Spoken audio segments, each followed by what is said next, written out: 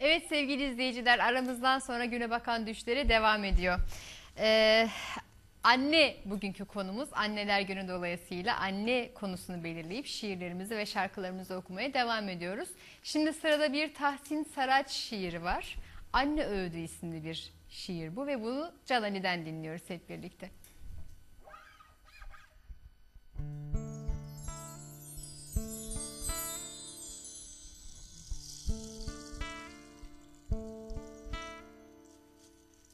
Çiçekleri ezme yavrum. Çiçek bir yüreğe benzer. Çiçek ezen insan ezer. Sakın sen kuş vurma yavrum. En engin bir kardeşlikte uçar kuşlar gökyüzünde. Tüfekle oynama yavrum. Şakacığı bile çirkin. Bir canlıyı öldürmenin.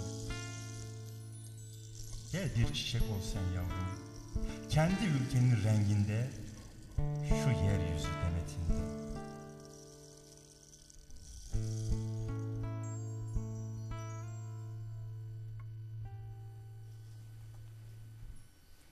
Bütün annelerin istediği neredeyse bu zaten, değil mi Can? Yani çiçek ol, kendi ülkenin renginde, bu yeryüzü demetinde. Anne öğütleri hep olumlu öğütler. Şimdiye kadar hiç olumsuz bir öğüt veren bir anneye ben rastlamadım. Hatta öyle ki anne ve çocuk arasındaki o ilişkide anne her şeyiyle çocuğunun üzerine çok fazla titriyor. Bizim üzerimize de o kadar çok titrediler ki neredeyse anne tamamıyla ortadan kalkıyor ve bir süre sonra o ilişkide belirleyen çocuk haline geliyor. Değil mi sevgili izleyiciler? Bunu siz de yaşıyorsunuzdur ve bunu çok sık duyuyoruz, çok da gözlemliyoruz. İşte her şey çocuğum için. Yemez yedirir, içmez içirir, giymez giydirir. Tamam, o fedakarlık güzel bir şey de bu kadar annenin insan olarak da bu kadar ortadan kalkışı, bu kadar silinişi size biraz tuhaf gelmiyor mu? Bizim yani belki şeyden de kaynaklı yani o bütün toplumlarda aynı şekilde olmuyor. Bizim toplumun özelliklerinden birisi belki. Daha doğrusu Orta Doğu toplumunun Akdeniz kültürünü almış toplumlarda böyle daha ön plana çıkan bir şey sanırım. Yani bütün toplumlarda tabii bir korumacılık var da Evet. hani bizde biraz abartılısı var. Yani diyorum yani daha önce konuşurken söyle 40 yaşına gelse bile çocuk onu halen bir şey oldu diye aman şöyle olsun aman böyle olsun diye korumaya çalışıyor. Gerçi bu doğal bir şeydi. Korumanın Ama ötesinde şöyle Can. korumanın da şöyle bir yan ortaya çıkıyor sanırım. Kendi kimliğini bir kenara koyuyor. Kendi kimliği, kendi ihtiyaçları, Evet, kendi tabii. güzellikleri hep ikinci planda, hatta üçüncü planda. Tabii. Önce çocuğun Çocuklar. ihtiyaçları, önce çocuğun beğenileri. Son yıllarda bu gittikçe arttı aslında. Geçmiş yıllarda yine hadi çocuğa sus deyip falan oturtuluyordu. Fakat şimdi gerçekten o evin belirleyeni çocuk haline geliyor. Bu şu sınırlar içerisinde oluyorsa bana da çok mantıklı geliyor. Yani çocuğun kendi kişiliğinin özgürce gelişimi bu çerçevede oluyorsa bu güzel bir şey. Fakat şimdiki durumda da öyle. Artık anne bir süre sonra çocuğa bağımlı hale geliyor. Her şeyini ona göre ayarladığı için, yaşamın merkezinde o çocuk yer aldığı için anne çok çok gerilerde kalıyor. Ya bir yanıyla peki bu doğru. Yani bir yanıyla hani bunun olması doğal oluyor ama bizim toplumumuzda dediğimiz gibi yani kimi yönleriyle abartılı bir boyuta çıkıyor. O zaman da şöyle bir şeye dönüşüyor. Anne sürekli fedakar olmak zorunda. Öyle bir kimlik ortaya çıkıyor daha doğrusu. Annesin o zaman fedakar olacaksın. Annesin o zaman çocuklarına bakacaksın. Annesin şunu yapacaksın, bunu yapacaksın diye bir yapı oturuyor insanlarda. Doğal Biraz şey. dediğin gibi başka şeylerle de birleşiyor Tabii. bu. Yani toplumun kadına bakışı, sistemin kadına bakışı. Birçok şeyle de birleşince aslında çok güç süreçler yaşıyor annelerimiz. Türkiye'de bu çok fazla bilinmiyor. Avrupa toplumlarında hani doktora gitme oranı, insanların kendilerine bakma oranı biraz daha yüksek ama bir araştırma benim gözüme çarptı sevgili izleyiciler. Ben bunu sizlere parça parça paylaşmak istiyorum. Türkiye'de bir kadının hayat boyunca depresyon geçirme oranı %24. Bu oran erkeklerde %3. Çok fark var. Yani Büyük bir %24 dengesiz. ve %23 arasında korkunç farklar var. Ve biliyorsunuz tedavi edilmiyor bu depresyon durumları.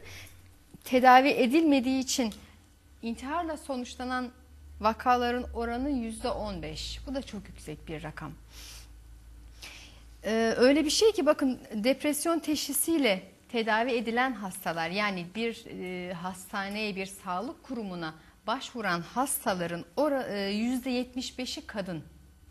Ki başvuruların hiç olamadığını, işte doktora gitmenin Türkiye'de hani çok saçma bir algılayış, işte deli misin ki gidiyorsun gibi. Yani tedavi oranının aslında çok düşük olmasına rağmen artık belli bir noktadan sonra dayanamayıp gitmek durumunda kalınıyor ve bunların %75'i kadınlardan oluşuyor.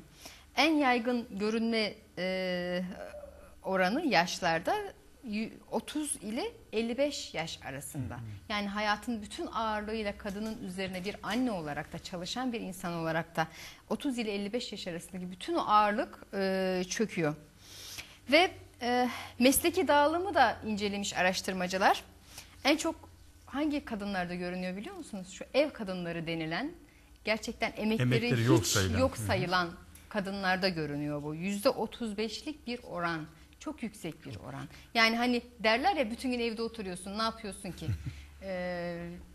Yoruldum diyorsun. Niye yoruluyorsun ki? Zaten bütün gün evdesin gibi, böyle kadınların başına kakıla kakıla söylenen şeyler var ve bu grup %35 oranında, başvuruların %35'i ev kadınları diye tabir edilen kadınlar arasında. Yine %18'i işçi ve işçi emeklileri kadınların. %15'i memur ve memur emeklileri, %12'si özel sektör çalışanları. Ve şey de çok yaygın, anneliğin çok bir başka boyutu aslında, doğum öncesi ve doğum sonrası depresyonlar var ve tespit edilenler büyük bir çoğunluğu tespit edilmiyor tabii ki. Tespit edilmiyor. Yani kim ne kadar doldurabilir ki? Korkunç tabii ki Türkiye'deki özellikle kırsal kesimde, yani kadınları arasında kim ne kadar gidebiliyor ki? Ama yani şu veriler bile aslında ne kadar yüksek olduğunu gösteriyor bunların oranlarının. Hayatı doğuran anneler, hayatı yoğuran anneler diyoruz ya, hiç de haksız bir şey değil bu. Evet, şimdi annelerimize güzel bir şiir daha armağan etmek istiyoruz sevgili izleyiciler. Çok hoş bir şiir bu. Bunu da bütün annelerimiz için okuyoruz.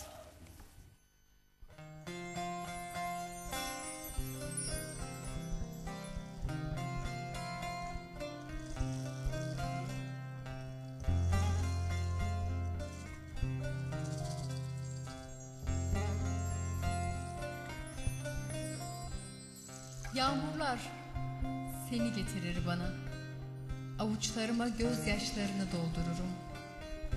Nerede bir yavru ağlasa, bilirim ki sen oradasın anne. Düşlerim seninle güzelleşir, gecelerim yalnızlıktan kurtulur anne. Odamın karanlık duvarları aydınlığa kavuşur hayalinle. Uzakların şarkısı vardır, ısıtır yanakları birdenbire.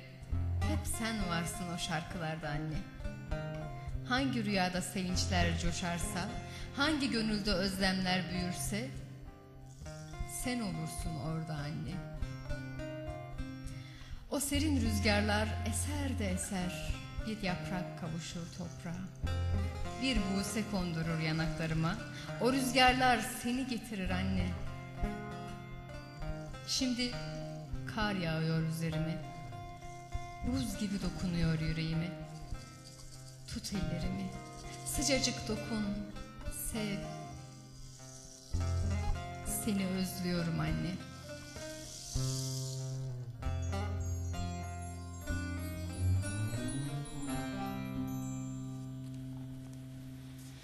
Ağzına sağlık Petek, çok güzel oldu.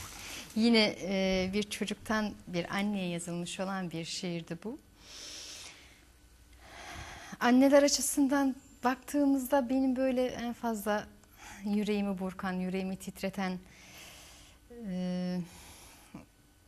şu evlat acısı denilen şey var ya.